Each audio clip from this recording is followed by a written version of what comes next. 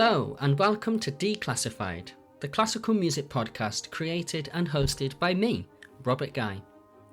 In today's episode, I'm joined by two brilliant musicians. First of all, Claire Victoria Roberts, who is a composer, vocalist and violinist.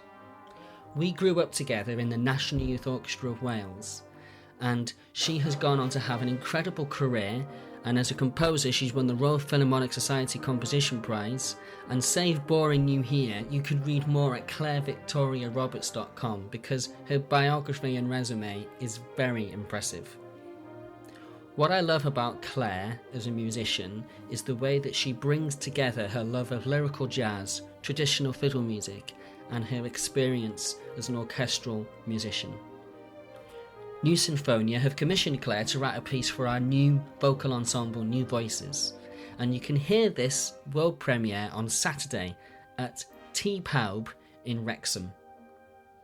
My next guest is Polish violinist Ada Witzcyk. Ada has played with New Sinfonia and is originally from Poland and has been living in London for the last 10 years.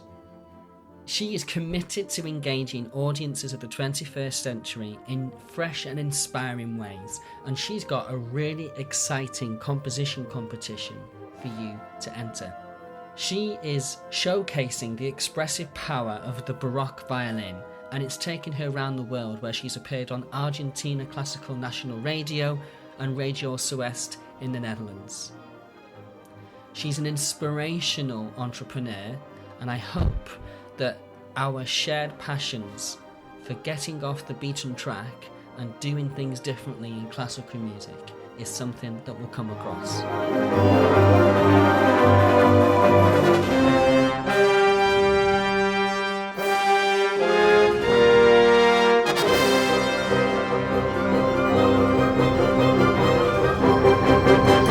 So Claire, you're in Barcelona. Why are you in Barcelona?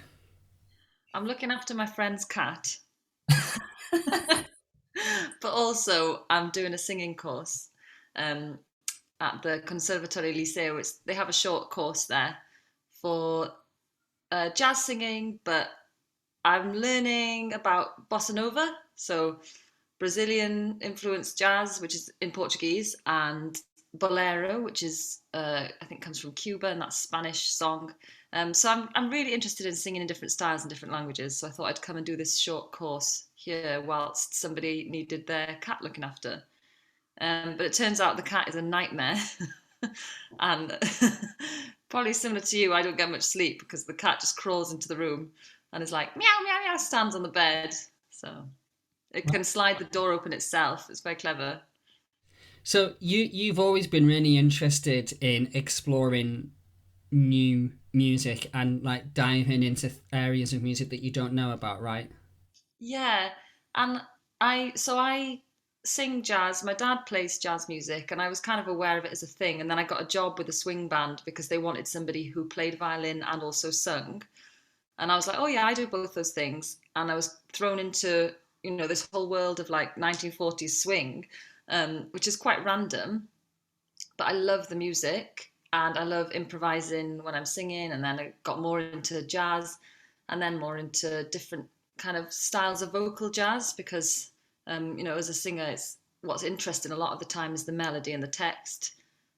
So I was singing Besame Mucho with the band, not really knowing what I was singing, but it turns out that's a bolero, and I'm learning more about the style now. So I am interested in different types of music. I mean, my last EP was all about chanson and French, kind of some traditional French music. I like languages as well, so that might partly be why. So you sing, you play the violin, and you compose. Are all of them part of your musical identity, or is one of them stronger than the others, or does it depend on what project you're involved in? Yeah, I'm trying to bring them closer together. I think some people might know me from one thing and maybe not realise the other things that I do, if that makes sense. But I'm trying to bring them all together. So releasing my own music, original music, and playing and singing. I did grow up playing violin in orchestras, and that was my main thing because I wanted to go off and study violin and get really good. But actually, that's hard. That's hard, and I don't want to close the doors on the other things that I enjoy doing. So now it's more of a mixture. So why do you compose? I mean, I've never had the composing bug. I love conducting other people's music and playing it, but I've never had this sense to write my own music. How did that come about, and why do you write music? You should try it. um, I mean, I'm not sure. I did GCSE composition, and I think that's as far as I got. I just never really had the urge to for anything to kind of come out. I love diving into others, but what about you? Well, I guess I've never had the urge particularly to conduct at all. Um, I've only ever ended up doing it in emergencies, and it's been a disaster. But I I remember when I was really little writing songs and singing them to my grandma and to my mum and dad. My mum and dad are both musicians, so they loved it. I was going to sing them a song, and I remember my dad once recording one of them, and it was like I think I was 7, and this song it went, I get these shaky feelings. I get shaky feelings. So that's like a joke in our family now, because I don't know where I'd heard this word shaky, but I just decided to make it a song.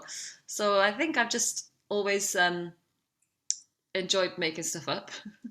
And because I was doing that, I guess, before GCSE composition, I think if I'd been in a classroom being taught composition, I mean, that must be very hard for teachers. I've never done it myself, sit down in front of a class of students and try and teach them to compose. I think if I'd have gone down that route, maybe it wouldn't have been as exciting, but my route into composing was just experimenting at home, making up my songs. And then because my mum was a classroom music teacher, we had Sibelius, and I just started messing around on it like it was a computer game. I'd play a bit on The Sims or whatever computer game I was playing on, and then I'd play on Sibelius and mess around. So I wasn't like, like a little Mozart with a manuscript and quill writing an opera immediately. I just played around on Sibelius.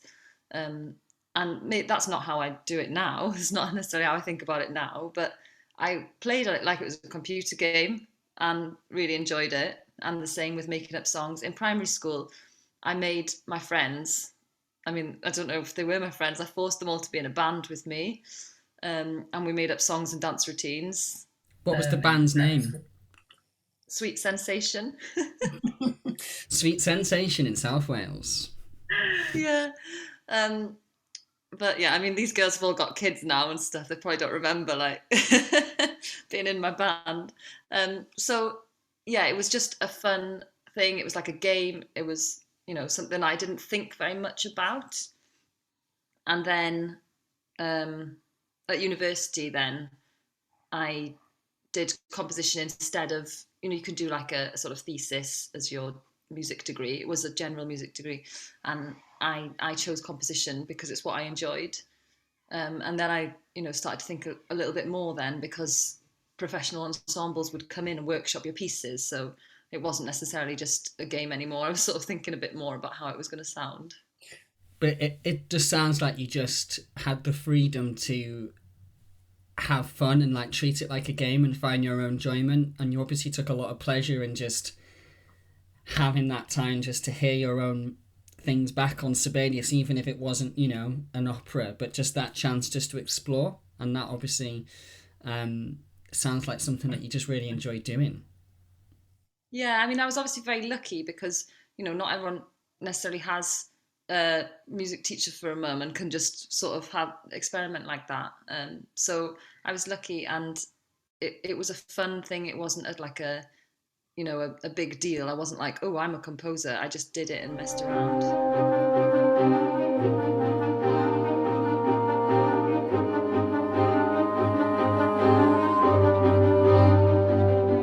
So you obviously come from a very musical family, and I mean, I do as well. Like, my brother John was in the National Orchestra of Wales with you, and your older sister Helen was in the National Orchestra of Wales with me.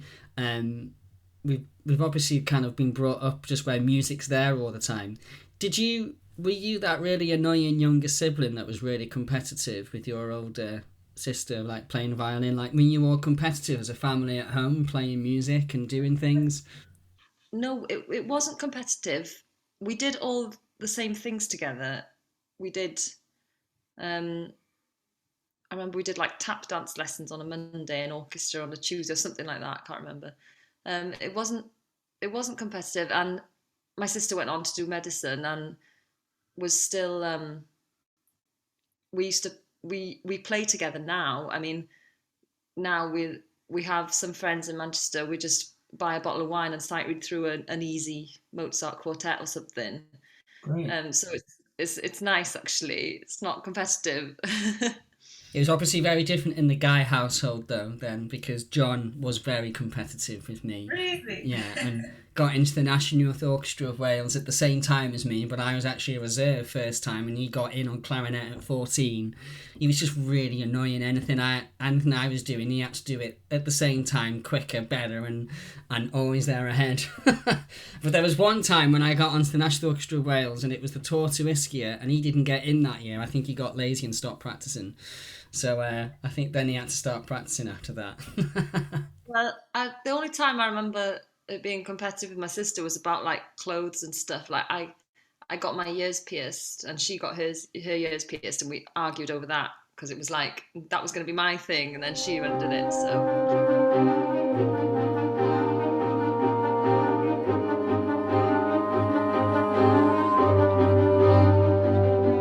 So, obviously, I've known you for a few years, and I love your music, which is why at New Sinfonia we want to perform and sing it, because New Sinfonia really believe and passionate about, in every concert that we do, having a world premiere, a new piece, and we're really passionate about supporting Welsh composers as well.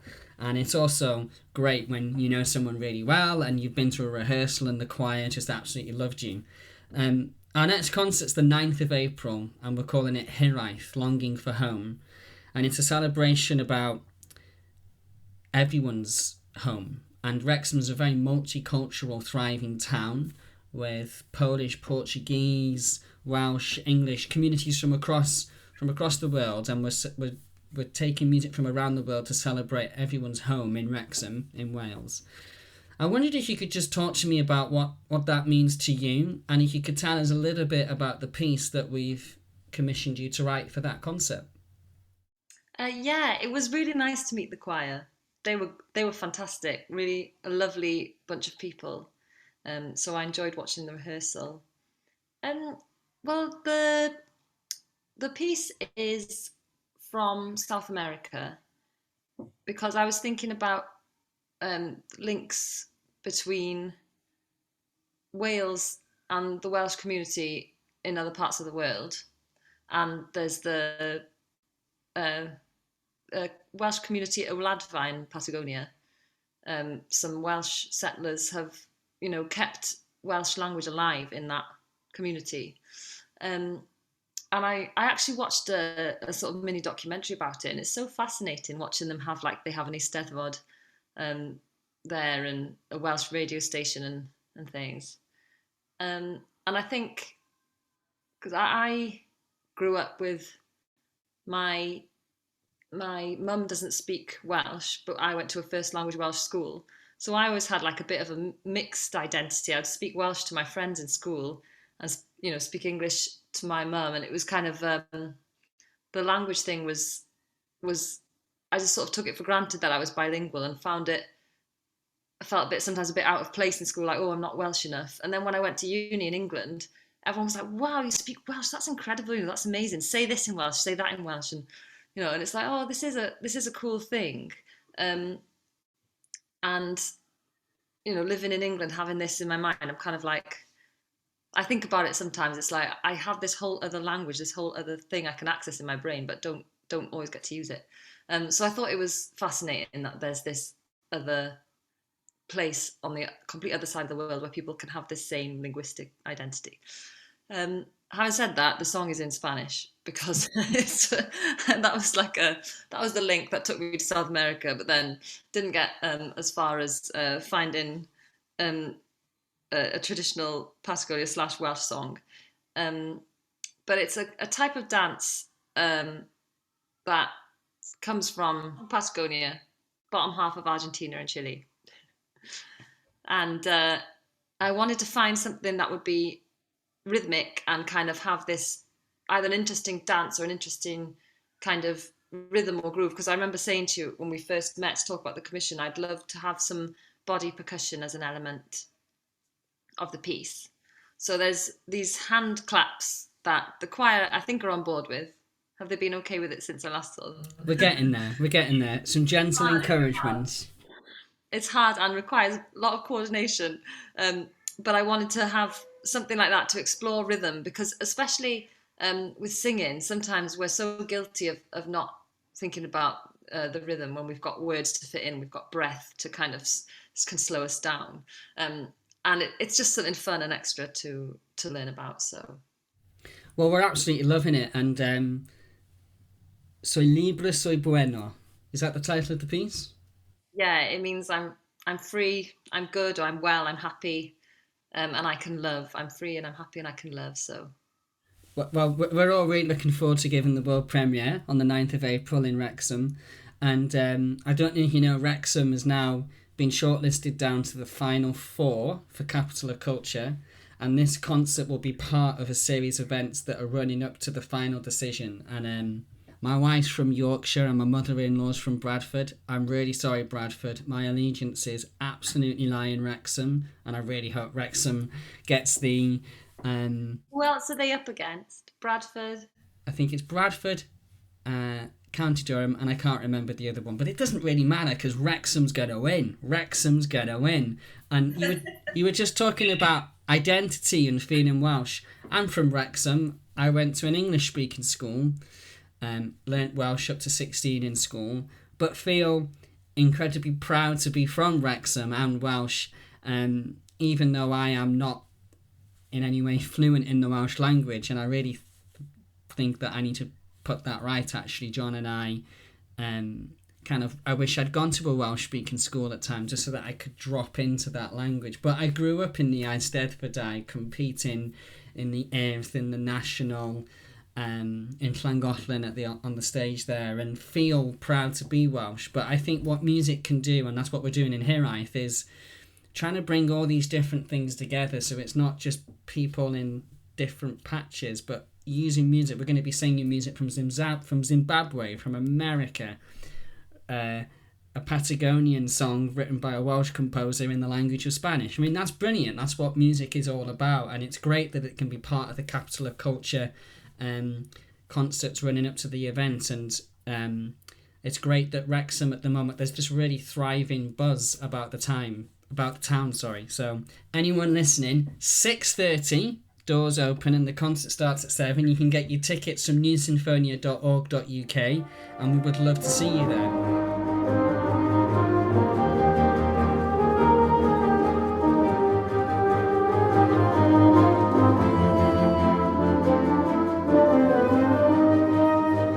Claire, I ask everyone what their magical music moment is, something that sticks in their memory as being something that sent shivers down their spine, or something that they just will always remember. What's your magical music moment?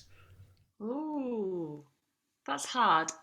It's hard because music's so connected with, people and things. I remember going to see my sister play in a concert that was, I think it was when the National Youth Orchestra of Wales did like a sort of side-by-side type gig, and they played Shostakovich Festival Overture.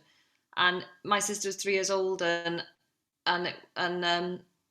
we got on well and things, but I remember going and watching her play in this big orchestral concert and crying because I felt really emotional about it. But it's like, if I went to watch somebody else play the Shostakovich Festival, I don't know if I would, still cry. Is that what I mean? Or was that the piece? I'm not sure. I think so.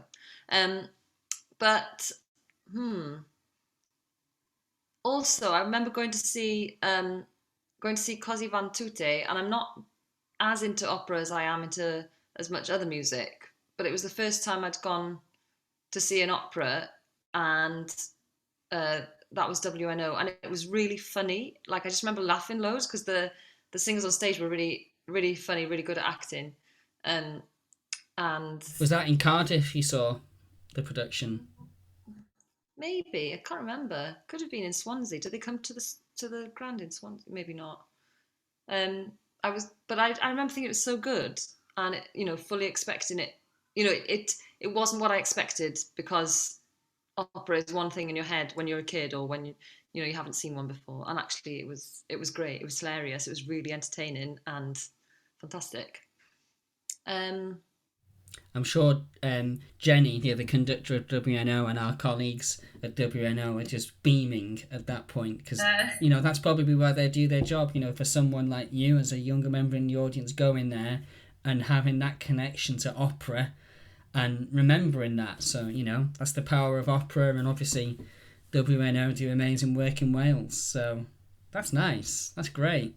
After all my musical moments will kind of be associated with Wales. I remember when my first ever composing experience was with the Young Composer of Dyfed competition, and there was a marimba duo called O Duo who played my piece. And this is a bit like, oh, my magical musical moment is listening to my own music. Well, it was kind of more just the first time hearing other people play music and thinking, like, this is cool, I want to do this forever. That was really exciting as well. That's really great that you want to do this forever. It sounds like it's something that you have to do rather than that you want to. It like, whenever I see you and meet you and hear your work, it's who you are. It's like your calling. It's not just a job for you. Yeah, I guess I'm not going around demanding a pay rise all the time. It's not like I can get a promotion anytime soon. It doesn't feel like a job at all. Although when you have an agent, the agent will go around doing that for you. Oh, really? Great.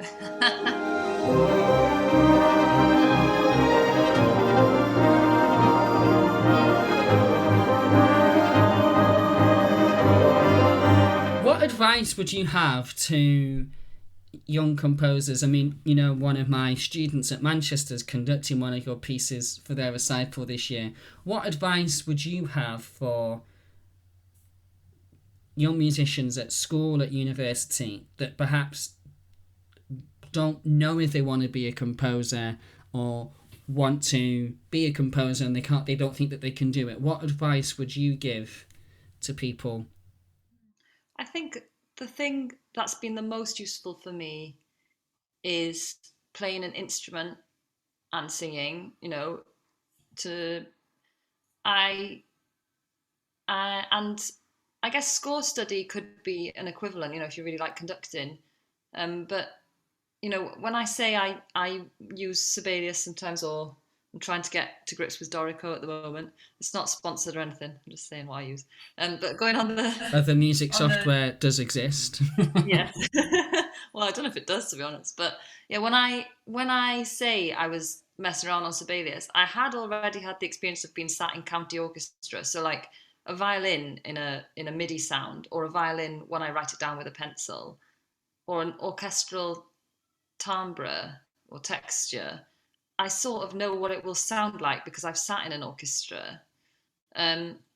So I do think playing an instrument is one of the most useful things. And, even it helps for my singing that I can read music and do other types of music and understand a bit of theory. So that will help that. And then the same for composing, is if you have some experience of looking at scores, or playing an instrument. I think the craft thing, I would love to say my advice is to go and feel inspired walking around a forest or something.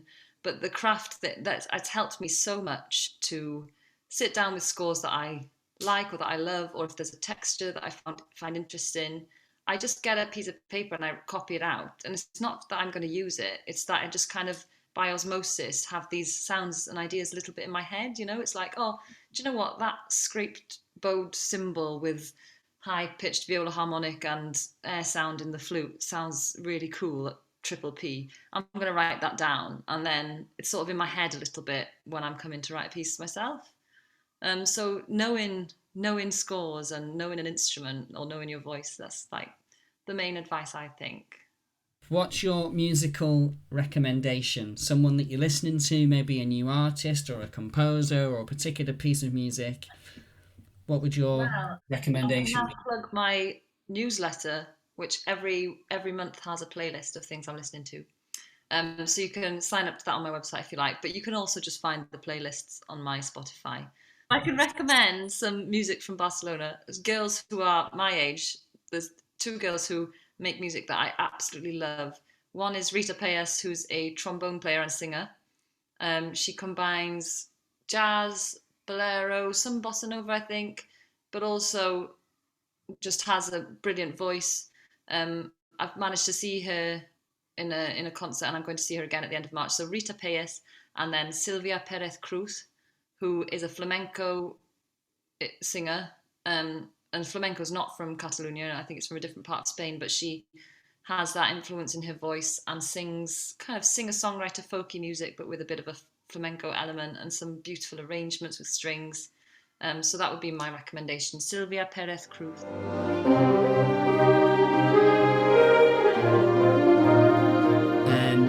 Game time. I ask all my guests that you get two options and you got to say the first thing that comes to your head. So obviously we both live in Manchester, but I know that you are a fellow on the NYCGB fellowship scheme at the moment. So the first one is Manchester or London? Manchester. Manchester, okay. Second one is niche or mainstream? Mainstream. Oh, that's a surprise. I thought you were going to say mainstream for a reason. Usually it's because they're, enjoyable. Conductor or no conductor? Oh, conductor. Yay. I think it gives people more confidence sometimes. Yeah. Oh, that's great. Thank you so much.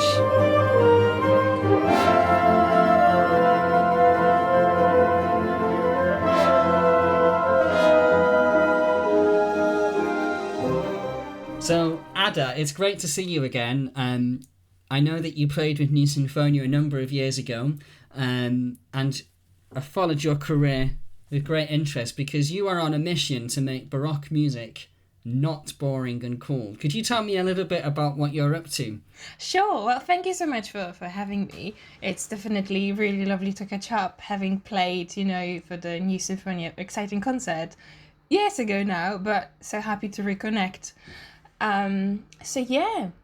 Well, the whole idea of creating new music for Baroque instruments came up from really knowing how wide possibilities these instruments have. It's not just that they can be used for what they've been created for, because the way the instruments are constructed and the gut strings and everything gives you such great opportunities to create new colors, which I think could be inspiring for modern composers, which then adds to kind of really tired way of programming Baroque concerts these days that I found, as much as it's always exciting for Christmas to play Messiah and then, play the Concerto Grossos, the repertoire is slightly limited if you keep playing it for years. So then I thought, well, why not create something excited for the audiences who already love this kind of sound, and to bring new audiences, because with the composition competition I created, we also try to connect with new younger audiences who otherwise wouldn't have really even listened to classical music. So it's kind of a mixture really that I'm trying to achieve, and hopefully it will grow. So I've read that you've been running the competition for a number of years now, and you've turned a number of the pieces into films. Yeah. So again, I think the pandemic has inspired many people to turn more into the digital world.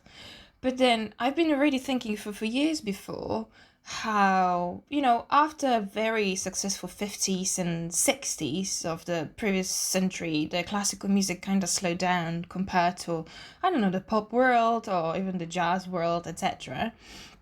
And I've realized that not only the marketing that they have so vividly, working slightly better, they're really good with connecting the audiences with what they're accustomed to. Like, everybody watches Netflix, right? Everybody goes to cinema and is used to these big screens and fast changing pictures.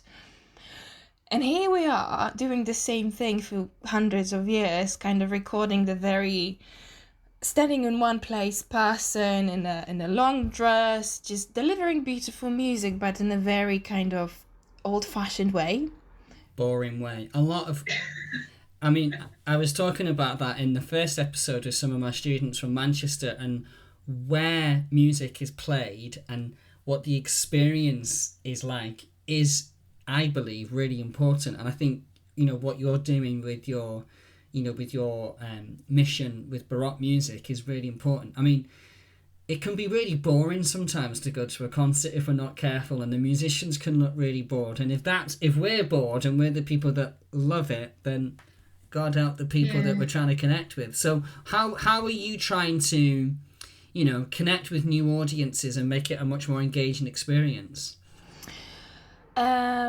Well, I think it all started when I was still a student. I reached out to London Film School, and one of the people responded, and that's now my friend Simon Helbling, who is a Swiss film director, and he absolutely loved the Baroque music. It just, again, it can be very simple, but it can be exciting, especially if connected with visual audience, production. So, having produced the first Bieber Rosary Sonata on screen back then, in a kind of very simple way compared to what we do now, I've also started developing my knowledge on social media. So I've done some courses and realized how to, connect best with the people, like how to post, how to edit, a bit of kind of, on that side of the story. I think your social media and your website and your film, it catches your eyes straight away. It looks really exciting, and it definitely it reflects the Ada I know on a personal level really well. It just looks really exciting and really engaging. And about that, I wondered if you could tell us a little bit more about the competition. Is it open to anyone? What are the kind of rules of the competition, and what's your mission with the competition long term? Yes, absolutely. So the whole mission is to help people affected by pandemic and create something that's absolutely for free for anybody. It's open to all nationalities. It's open to all ages, because so often, people age and the opportunities, they stop at the age of 24, and then what? Especially if you spend 2 years, stuck at home during pandemic. And so through that, we also try to encourage new audiences, new people to discover this new music, because everybody knows Hans Zimmer, right? Everybody has listened to James Newton Howard's music and movies, but people really enjoy it. So then why wouldn't they enjoy it listening to it in a car or like at home relaxing after work? It just, they never come across it. So just trying to find new ways to also for them to discover it.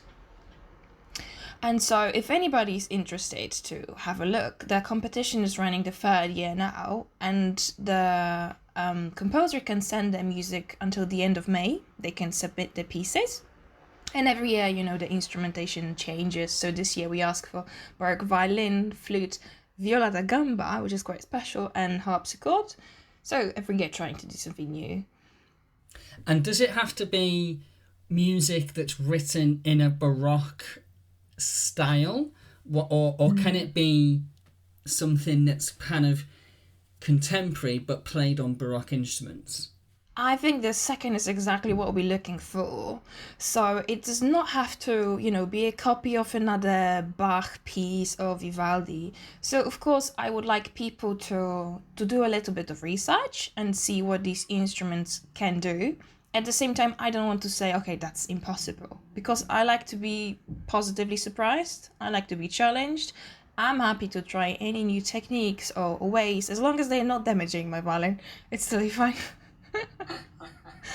So yeah, like anything that's exciting, and especially, we try to think, okay, that will go along with the picture, kind of, because we are producing music films.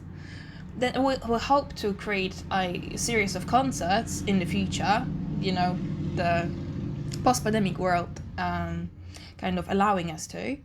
But yeah, just like anything really, as long as, you pay attention to what the instruments can do. So just remind us again how they can find out more information about the competition and they can read more. Yeah, so if you go to my website, which is www.adawitczyk.com, which is my name, Ada Witzcyk, then yeah, you can find out all about this year's competition and previous competitions, so you can see what we've done, how we've kind of, what we've achieved and what we're trying to pursue with it. I absolutely just love talking to musicians such as yourself that have that ambition, entrepreneurship, and mission to take their love of music and to create something new. It's really amazing.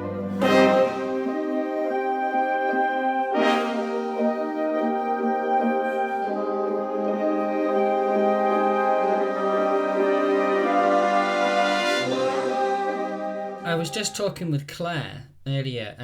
New Sinfonia have got a concert coming up called Hiraeth, which is Welsh for longing for home, and we've picked a programme of music that celebrates Wrexham and Wales's connections with cultures around the world. And you're from Poland and you've lived in London for 10 years. Do you feel that your two homes mixed together in your music making? Yeah, well, I definitely call myself a Londoner because having left Poland kind of early on and having lived in England for over 10 years now, you kind of are either tiny bit of both or a mixture, really, which has given me great opportunity to meet people from all different corners from within the UK and, the whole world, really, as people come to study and perform here from everywhere. And even yesterday, I was playing in a band and then my standmate has gifted me these beautiful duets and each representing different corner of UK, a bit of like local Scottish melodies, a bit of Irish turn somewhere here. And it definitely influences the way you play. The more you learn, the more then you can kind of present to other people. So yeah, it's been a fantastic journey.